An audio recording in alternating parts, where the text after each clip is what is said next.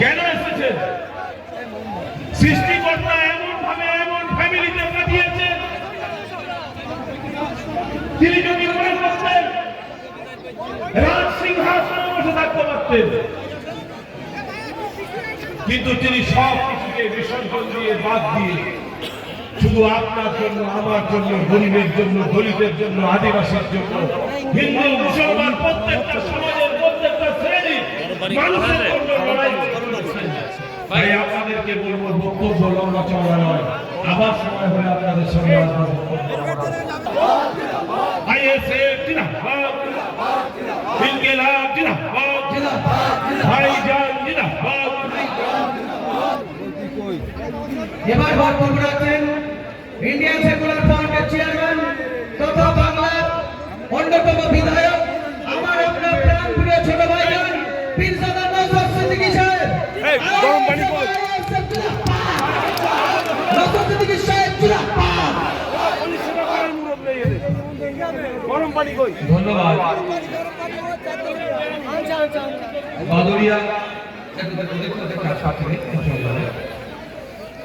বাদুড়িয়া বিধানসভা কমিটির উদ্যোগে স্বেচ্ছায় রক্তে আজকে বিস্ফাপ ছড়িয়ে দেওয়ার চেষ্টা চলছে, সমাজকে আজকে বিকশিত করার চেষ্টা করছে, সমাজকে আজকে বিভেদের দিকে ঠেলে দেওয়ার চেষ্টা করছে। আমরা ইন্ডিয়ান সেকুলার ফ্রন্ট, আমরা সমাজের বিভিন্ন অংশের মানুষকে এক জায়গায় জড়ো করে এক জায়গায় রাখার আপ্রাণ চেষ্টা চালিয়ে যাচ্ছি।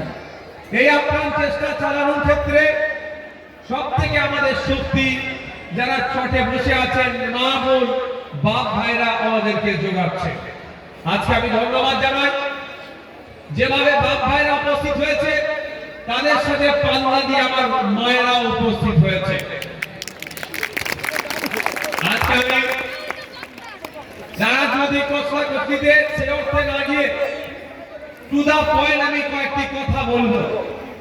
যেহেতু আমার এত মায়েরা উপস্থিত হয়েছে, স্বাভাবিকভাবে আমি মায়েদের দিক থেকে কথাটা শুরু করি।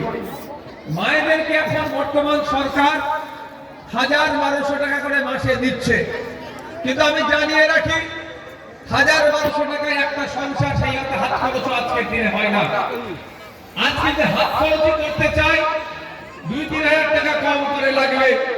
তাই মায়েদের বলি, 1000-1200 টাকা বিশ্বাস করি না, আমি চাই মায়েদের হাতে কম করে মাস গেলে 5000-এর ব্যবস্থা করা হোক।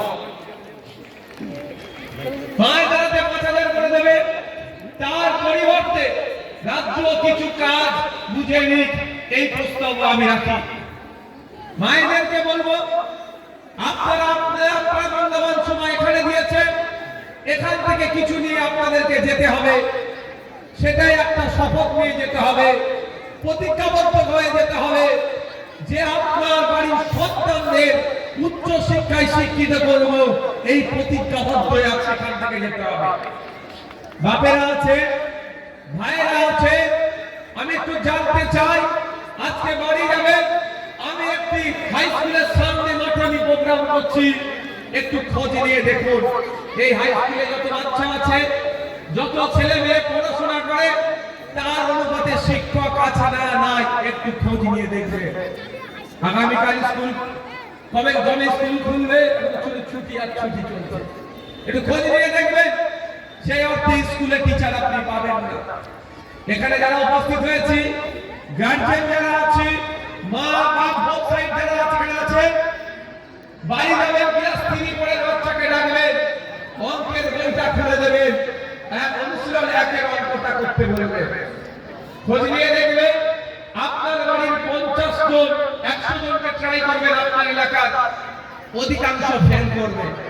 ক্লাস 5-6 এর বাচ্চাকে ডাকবেন, পেনটা তুলে দেবেন, খাতাটা তুলে দেবেন, দিয়ে বলবেন একটু তোর নাম, বাপের নাম, মায়ের নাম, ঠিকানা, কোন স্কুলে কোন ক্লাসে পড়িস, একটু ইংলিশে লিখে দেন। খোঁজ নিয়ে দেখবেন, পরীক্ষা করে দেখবেন, অধিকাংশ ফেল করবে, পারবে না। আমার এইটা বড় উদাহরণ দেওয়ার মানেটাই হচ্ছে, মা আপনার হাতে 1000-1200 টাকা ধরিয়ে দিচ্ছে, কিন্তু যে হাতে মমতা ব্যানার্জি আপনাকে 1000-1200 টাকা দিচ্ছে,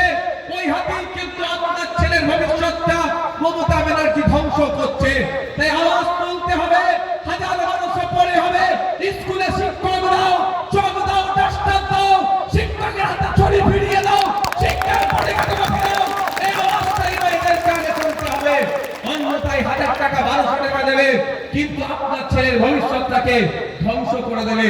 তাই মায়েরা একটু ভাবার চেষ্টা করবে। আপনি 1000 টাকা 1200 টাকা দিচ্ছে আপনার হাতে, আপনি কষ্ট করে আপনার ছেলেটাকে বড় করলেন, উচ্চ শিক্ষায় শিক্ষিত করলেন। আপনি হয়তো পরিচারিকার কাজ করেন বাড়িতে গিয়ে, আপনার স্বামী মাঠে গিয়ে চাষবাস করে, দিন আনে দিন খান, অনটনের সংসার, সেখানে মাসে 1000 টাকা পাওয়াটা সত্যি আপনাদের কাছে